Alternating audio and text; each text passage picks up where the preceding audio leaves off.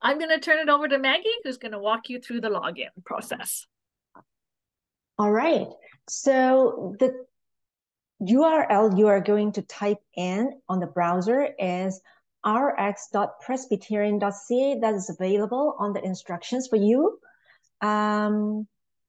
Once you hit that URL, you will see 3 buttons: PCC Congs and Presbyteries.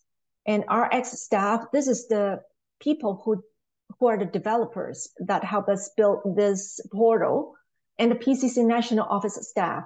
So for all of you, you will just need to hit the first button, PCC Congs and Presbyteries. All right, so we're going to do PA041. P as in pizza. Oh, okay, sorry. Yep.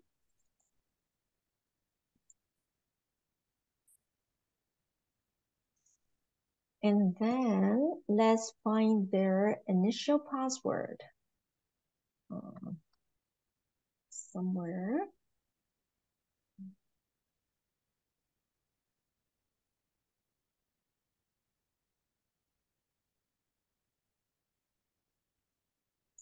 No, hold on for a second. Yes, got it.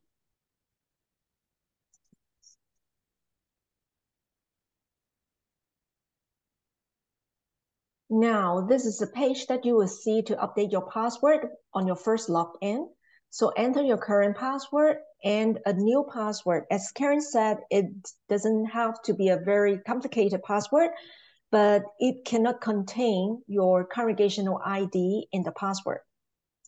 So let's put, okay.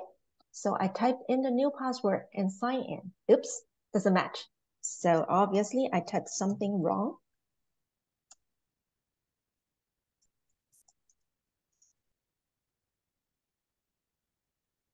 Sign in.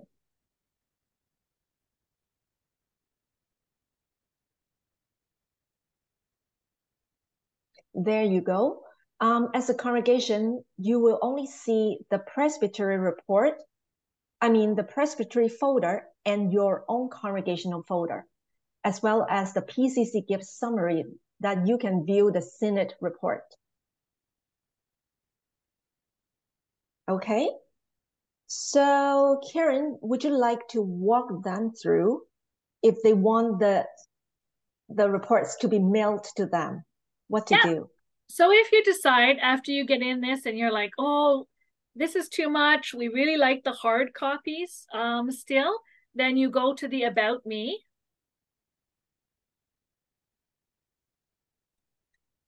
Okay, and you in the email address, you put remittances at presbyterian.ca. Okay, now somebody might ask, once you do this, we will, the email is going to go to Diane Walmsley at the national office. She's going to get it, and 4 times a year, she's going to, a bunch of times in the year, she's going to delete them. Then 4 times a year, she's going to print them out, put them in an envelope, and mail them to you. And that's in April, September, and November after those reports. So shortly after the 15th. And then also in February 15th, when she gets that report, it'll be the one for the year end of the December 2023 gifts. So she will go ahead and print those out.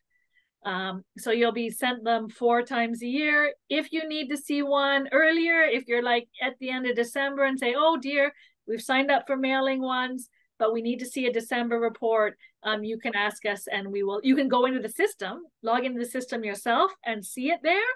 Or you can ask us, and if you need one that's off of the normal monthly schedule, so say December 21st, you will need to say, oh, I need to know if they received our gifts.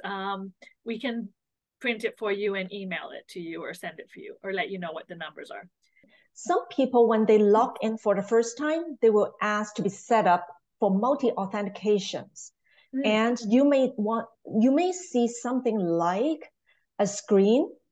I'm opening up. Yeah.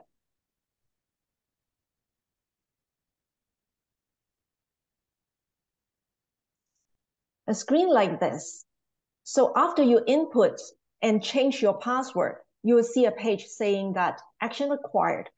Your organization requires additional security information. Follow the prompts to download and set up the Microsoft Authenticator app.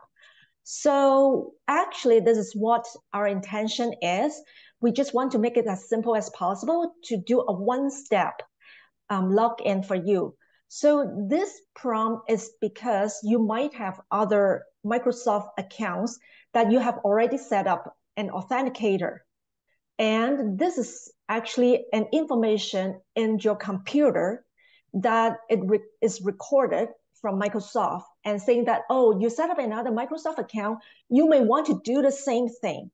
So in fact, if you wish to set up a Microsoft Authenticator, you are most welcome to, but this gives a difficulty for you to share the account login and password with another person if there are multiple persons logging into the portal to view the reports. So our suggestion is to click Ask Later. Then it won't be asked for a second time. It just has to be done at one time.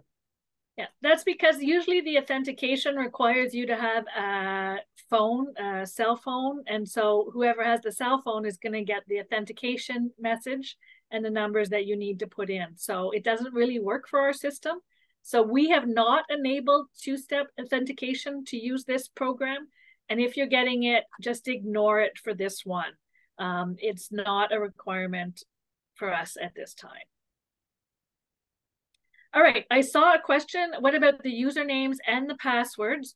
So I emailed the usernames and passwords out yesterday. So check your inboxes for sharing@presbyterian.ca. There was one that said username and password. If it didn't come or you can't find it, then send me an email and I'll send it to you again. The username is very easy and it's in the instructions. It's the presbyca.rxlogin.org, but the first letters are your congregational code. And then the temporary password, if you can't find it, let me know and I'll send it to you again and get you on your way.